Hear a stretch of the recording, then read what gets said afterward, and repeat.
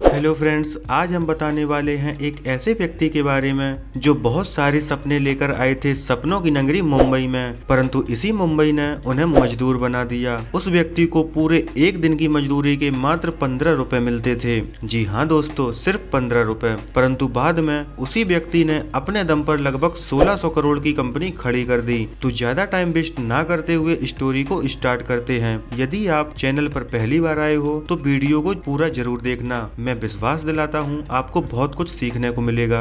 इस दुनिया में जिंदगी जब इम्तिहान लेना शुरू करती है ना, तब लोगों की असली पहचान सामने आने लगती है। जिंदगी की इस कठिन परीक्षा में कोई अपने दुर्भाग्य को दोष देता है और हार मान लेता है। वहीं कुछ व्यक्ति कुछ ऐसा गजब कर जाते हैं जो पूरी दुनिया के लिए प्रेरणा बन जाते हैं। ऐसे ही एक इंसान है एचडी एल्यूमिनियम के फाउंडर सुदीप दत्ता, जो कभी इस कंपनी में मजदूरी का कार्य करते थे।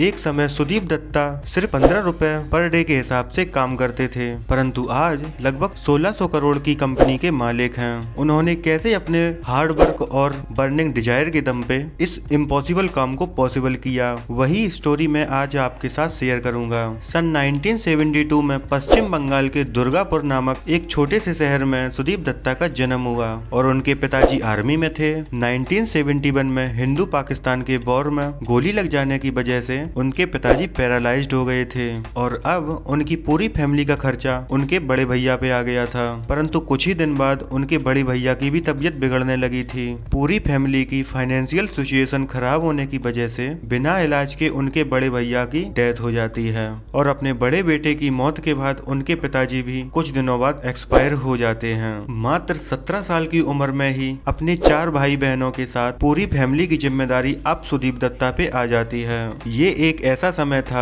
जब पूरी फैमिली को एक जंग लड़के सरवाइव करना पड़ रहा था। ऐसे में सुदीप जी के पास अब 2 ही ऑप्शन बचे थे, पढ़ाई छोड़ के रिक्शा चलाना शुरू करना या किसी होटल में वेटर की नौकरी करना। लेकिन उन्होंने एक तीसरे रास्ते को चुना। अपने दोस्तों की बात मानकर और अमिताभ बच्चन जी से इंस्पायर होकर ड्रीम सिटी मुंबई की टिकट खरीदकर मुंबई आ जाते हैं। वो कहते हैं बचपन से ही कुछ बड़ा कर दिखाने का जज्बा लाइफ में ऐसी सिचुएशन में भी उन्हें तीसरा रास्ता चुनने के लिए मजबूर किया था। 1988 में मुंबई पहुंचने के बाद 15 रुपए पर डे के हिसाब से वो एक लेबरर का काम स्टार्ट करते हैं। तब उनका काम था पैकेजिंग, लोडिंग और डिलीवरी।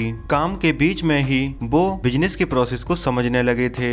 तब उस कंपनी में मात्र 12 वर्कर्स थे और बड़ी ही मुश्किलों में उनके दिन गुजर रहे थे।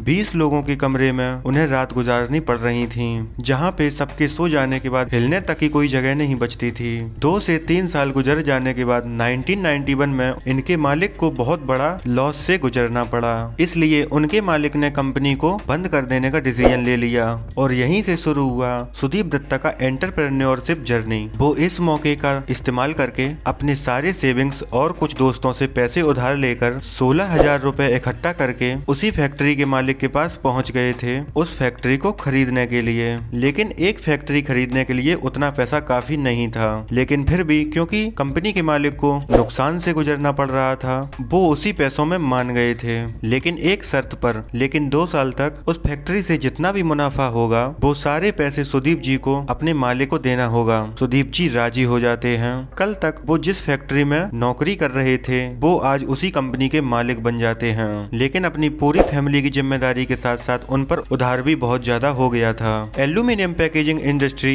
जब एक बहुत बड़े बुरे दौर से गुजर रही थी। पूरे मार्केट की शेयर सिर्फ 2 ही कंपनियों के हाथ में थी, एक था जिंदल लिमिटेड और दूसरा था इंडिया फॉइल, और वो दोनों कंपनी बहुत ज्यादा बड़ी और पावरफुल थी। उन दोनों कंपनियों का कैपिटलाइजेशन बहुत बड़ा था। एक छोटी सी कंपनी लेकर दोनों कंपनियों के साथ कंपटीशन करना बिल्कुल इम्पॉसिबल था। इस समय कई नए नए इंडस्ट्रीज स्टार्ट होने की वजह से मार्केट में और भी ज्यादा फ्लेक्सिबल पैकेजिंग बढ़ने लगा था। सुदीप जी इस स्ट्रेटजी को इस्तेमाल करके बेस्ट फ्लेक्सिबल पैकेजिंग प्रोवाइड करके मार्केट में धीरे धीरे अपनी जगह बनाने लगे थे और वो कड़ी मेहनत भी कर रहे थे। अब वो खुद बड़ी बड़ी कंपनियों में जाकर उन्हें समझाने लगे थे कि कैसे उनकी पैकेजिंग दूसरी कंपनियों से बहुत ही अलग और बेटर है। ऐसे ही उन्होंने छोटी छोटी कंपनियों को क्लाइंट बनाकर अपनी फैक्ट्री को स्टार्ट किया और धीरे धीरे वो अपनी मार्केट में पोजीशन बनाने लगे थे। इसके बाद जब सन फार्मा, नेस्ले जैसी बड़ी कंपनियों से ऑर्डर आने लगे थे, फिर उसके बाद से सुदीप जी को अपनी जिंदगी में कभी पीछे मुड़कर नहीं देखना पड़ा। फाइनली अब उन्हें अपनी जिंदगी में सक्सेस मिलना स्टार्ट हुआ था। लेकिन इसके कुछ ही दिनों बाद अनिल अग्रवाल जी का वेदांता कंपनी पैकेजिंग इंडस्ट्री में कदम रखता है।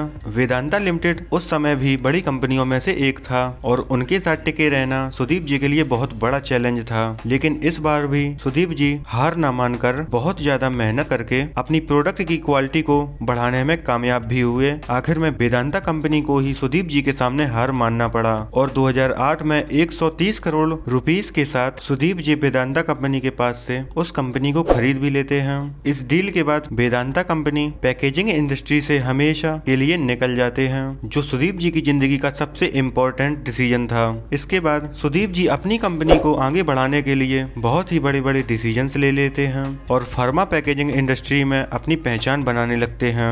1998 और 2000 के बीच में कोलकाता के साथ साथ 12 कंपनियों की स्थापना की गई थी। आज सुदीप दत्ता की SD aluminium private limited aluminium packaging industry में इंडिया की नंबर 1 कंपनी बन चुकी है। कुछ ही सालों के अंदर वर्ल्ड की टॉप 2 पैकेजिंग कंपनी यूनिलीवर और पैकेजिंग के साथ SD एल्यूमिनियम प्राइवेट लिमिटेड एक ही जगह पर आने वाली है। ऐसी ही उम्मीद रखते हैं SD एल्यूमिनियम के फाउंडर मिस्टर सुदीप दत्ता। इसके साथ साथ बॉम्बे स्टॉक एक्सचेंज और नेशनल स्टॉक एक्सचेंज में भी SD एल्यूमिनियम प्राइवेट लिमिटेड अपनी जगह बना चुकी है। सुदीप दत्ता की इस एक्स्ट्रा ऑर्डिनरी थिंकिंग के लिए उन्हें पैकेजिंग इंडस्ट्री की नारायण मूर्ति भी कहा जाता है। प्रेजेंट टाइम में SD एल्यूमिनियम प्राइवेट लिमिटेड की कैपिटलाइजेशन 1600 करोड़ रुपए से भी ज्यादा की हो चुकी है। इतना कुछ हासिल करने के बाद भी सुदीप दत्ता जी आज भी बहुत ही हम्बल पर्सन है और इस चीज का सबसे बड़ा प्रूफ ये है कि आज भी उनके वर्कर्स उन्हें दादा कहकर बुलाते हैं। उन्होंने गरीब लोगों की मदद के लिए सुदीप दत्ता फाउंडेशन की भी स्थापना की है। दुर्गापुर के सुदीप दत्ता की स्टोरी हमें ये सिखाती है कि कैसे जिंदगी के मुश्किल वक्त में भी हार न मानकर मजबूती के साथ लड़ाई की जाती है, क्योंकि जो लोग कैसे भी हालात में कोशिश करना नहीं छोड़ते वो लोग जिंदगी में कभी भी नहीं हारते हैं। अब आखिरी में आपसे एक छोटी सी रिक्वेस्ट है, अगर आपको वीडियो पसंद आई है तो वीडियो को लाइक करके चैनल को जरूर सब्सक्राइब कीजिए, जिससे हमें भी मोटिवेशन मिलेगा और ऐसी ही वीडियोस के लिए चैनल को सब्सक्राइब कर लीजिए, जिससे आने वाली वीडियो आपको मिलती रहे। अब मैं मिलता हूँ अगले वीडियो में, तब तक के लिए धन्यवाद।